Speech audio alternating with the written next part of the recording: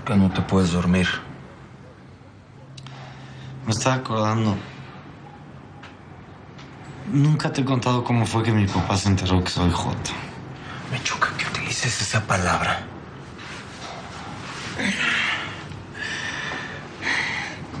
Nosotros somos hombres que son homosexuales. Y punto. Pues sí, pero esa fue precisamente la palabra que él usó cuando se enteró. Joto.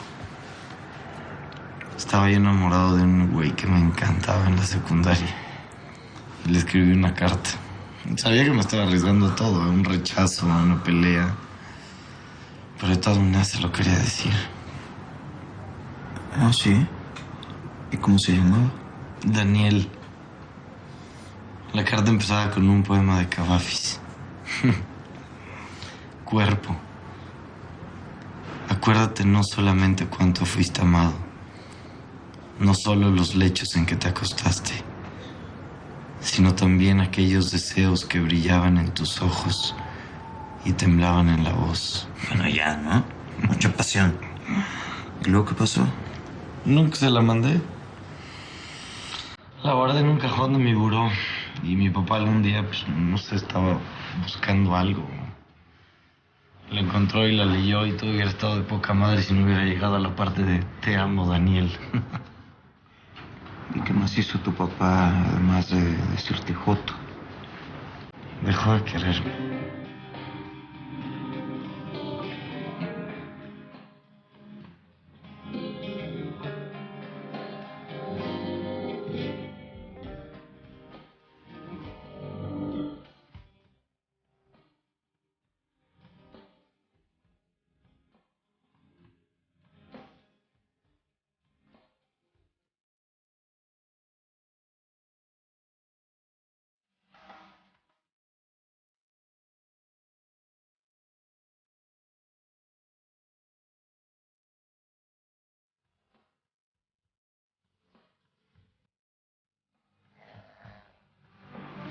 Ay, güey.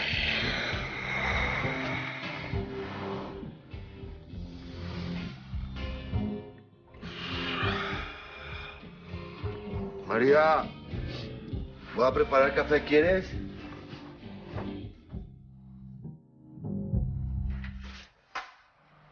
Pedro, Dante, ¿está por ahí mi hermano? No, pues es que... ¿A qué hora regresa? No, María que se volvió a ir y me dejó una nota que dice, Dante, lo siento, pero me tuve que ir. Voy a tratar de ayudar a las niñas, que sé que en el fondo tú más que nadie me puedes entender. No, pues no deja otra pista de dónde está. Sí, voy para allá. O sea que como el doctor Camacho no pudo convencerme de que hablara con mi padre, como último recurso me mandó a un completo desconocido. Digo, por aquello de que de puñal a puñal se entenderán mejor, ¿no? ¿Quieres sentar?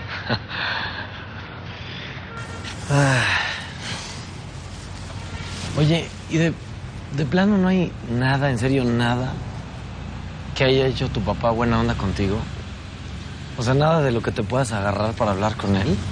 ¿O de plano es uno de estos homofóbicos de ligas mayores como el gobernador de Jalisco?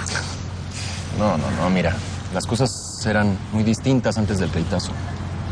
Mi papá era irónico, bromista y siempre le encontraba lo bueno a la vida. Me acuerdo que una vez, cuando era niño, me invitó a comer un helado. Y con la primera lamida se me cayó la bola al piso. La vendedora en automático dijo, yo no se los puedo cambiar.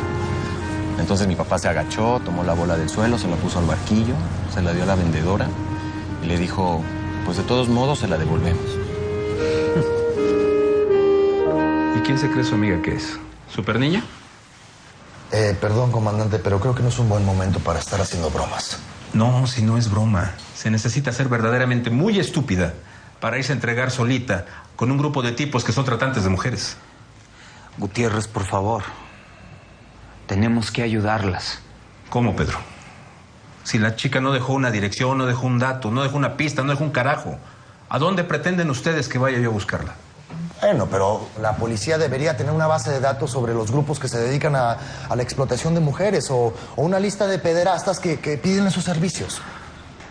En lo que investigamos esas listas, esos nombres, a su amiga ya la mataron, si no es que ya lo hicieron. y lo dice con esa tranquilidad. Usted no va a hacer nada, ¿verdad? ¿De qué chingados sirve la policía entonces? Ustedes son una bola de ilusos que creen que los padrotes y las putas son como en las películas mexicanas de blanco y negro. Pues fíjese que no, doctor. Estamos hablando de redes tan poderosas como el narco. Gutiérrez, lo sabemos. Nos dedicamos a defender a víctimas de toda esa mierda. No, ni te esfuerces. Se nota que aquí al comandante le vale madre, ¿verdad? Fíjese que no, doctorcito. Usted de pura casualidad encontró a una de estas mujeres. Para mí es el pan de todos los días. Usted está preocupada por una mujer, por una. Yo estoy preocupado por todas, por muchas. Así que, con todo respeto, no me venga con estas mamadas. Pues si tanto le preocupa, entonces déjese de pretextos, comandante, y ayúdenos a encontrar a María. Cuando ustedes tengan algo concreto con lo que podamos empezar una investigación, avíseme. Así no puedo hacer nada. Vámonos. ¿Y ahora? ¿Qué chingados vamos a hacer? No sé. ¿Qué te dijo Bruno, que venía para acá? No sé, ¿no? Y trae su celular apagado. Yo por salir corriendo dejé el mío en la casa. ¿Sabes que voy a regresar para allá? A lo mejor por allá regresa María, no sé, cualquier cosa que sepas me llamas. Gracias, Bruno. No pensé que fueras a ayudarme. Muchas de las cosas que piensas de mí están equivocadas, papá. Pero ese no es el punto. Martín ya accedió a hablar con su papá. Ahora necesito hablar con Alfredo para decirle que esté más receptivo. Es más, dame su teléfono, le marcamos ahorita. No te molestes, yo hablaré con él personalmente. Déjame hacer el trabajo completo. Yo le puedo explicar mejor que tú. Finalmente el que habló con Martín fui yo. Ya hiciste mucho, casi lo imposible. Yo me encargo de mi paciente. ¿Por qué no quieres que yo hable con él? ¿Te da miedo que se entere que tú también tienes un hijo homosexual? Es eso, ¿verdad? ¿No le has dicho que el intachable doctor Camacho, su médico de cabecera, tiene un hijo gay? Y te da pena que se entere. Sí es el colmo, ¿eh? Tú tratando de hacer que un padre acepte y comprenda a su hijo homosexual. Bruno, entiende, no se trata ni de ti ni de mí. Sí, se trata de ti, de mí, se trata de nosotros dos. No, siempre te he aceptado como eres. ¿Cómo quieres que te lo diga? ¿Qué más quieres? Que me lo demuestres. Déjame hablarle a Alfredo. Déjame hablar con tu paciente o tu amigo, lo que sea, y decirle que soy homosexual declarado. Siéntate.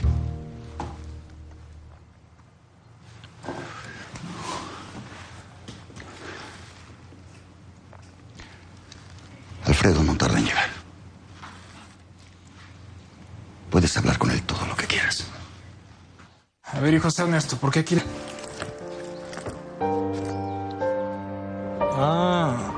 Entonces, Bruno, tú eres el psiquiatra. ¿Por eso te pidió Agustín que hablaras con mi hijo? No. Mi papá me pidió que hablara con Martín porque yo también soy gay. Supongo que mi papá pensó que nos entenderíamos y sí, funcionó. Agustín también tiene un hijo homosexual. Sí, soy gay. Soy neurocirujano, pero no practico. Tengo un centro de integración familiar. Vivo con mi pareja hace muchos años y voy al cine. Perdóname, Bruno, no quise ofenderte, pero es que me sorprende mucho... Lo que estoy tratando de decirte es que Martín es muchas cosas además de homosexual. Entre otras, tu hijo. El mismo hijo que te veía como un superhéroe cuando, en vez de regañarlo porque se le cayó el helado, se lo diste a la señorita lleno de tierra. ¿Él te contó eso? Sí, durante todo el camino nos estuvimos riendo de la cara de esa pobre mujer. Ay. Beatriz decía que nos llevábamos más que como padre e hijo, como dos amigos. Ese recuerdo y muchos otros que deben de tener, ¿no valen la pena para reconciliarse? Pues sí, pero ¿tú crees que él estaría dispuesto? Está dispuesto, pero tiene una condición. Él quiere que su pareja esté presente. Martín piensa que si estás verdaderamente dispuesto a aceptarlo, pues lo tienes que aceptar tal y como es. Como un hombre que vive con su pareja. La decisión es tuya.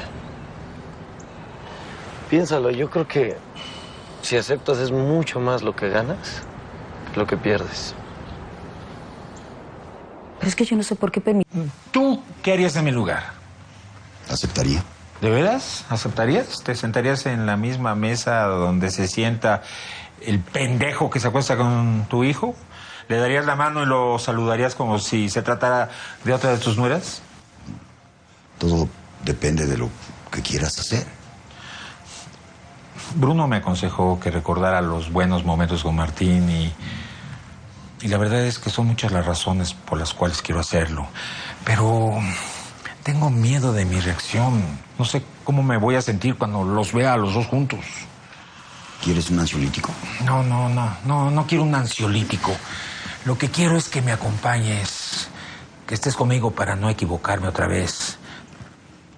Tú sabes cómo manejar estas cosas. Seguramente tú tienes muy buena relación con Bruno y con su pareja. ¿No es así? ¿Qué te pasa? ¿Quieres un ansiolítico, doctor? Así es que órale, reacciona. Bueno, este lo podemos descartar, porque alrededor solamente hay edificios corporativos. Entonces la lista se reduce a ¿cuántas? ¿10? Sí. Es el principio para decirle a Gutiérrez que empiece a buscar. María, ¿sabes algo de Dante? Sí, está aquí conmigo y también está Bruno y Pedro. María, soy Dante. ¿Nos podrías dar una dirección exacta o casi exacta para poder ayudarte? Aquí hay un sobre, hay una correspondencia. Dice calle del Olivo 27, Colonia Bosques de las Lomas, pero no sé si sea la dirección de aquí. Sí, debe de ser esa. Vamos a mandar a la policía ahí para buscarte. No, a la policía no, vengan solos, ¿eh? La policía no va a hacer nada. ¿Qué estás haciendo? Si te quedo aquí. ¿Se me quedó? Sí. Pero está bien, doctor. Un poco ansioso, pero si empiezas a sentir algo fuera de lo normal, paramos esto. Sí. ¿Vas tú? Bueno, voy yo. No voy yo. Si quieren que abra yo. Por favor, Gracias, Agustín. dime que todo va a estar bien, Alfredo. Que eso no va a terminar en un gritadero o en otra golpiza. No, solo voy a pensar en las cosas buenas, te lo prometo. Hola, ma. Hola, hijo. No sabes qué gusto me da verte aquí otra vez en tu casa. Qué bueno que hayas venido, hijo. Se siente raro. Buenas tardes. Pa, te presento a César, mi pareja. Mucho gusto, César. Mucho gusto. Pásale, por favor, siéntate.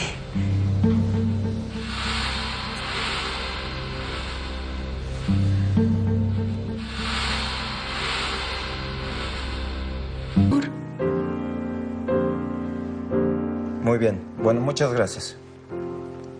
Gracias. ¿Qué pasó? ¿Qué te dijeron? A Gutiérrez lo mandaron a un operativo a Tepito y no hay forma de comunicarse con él.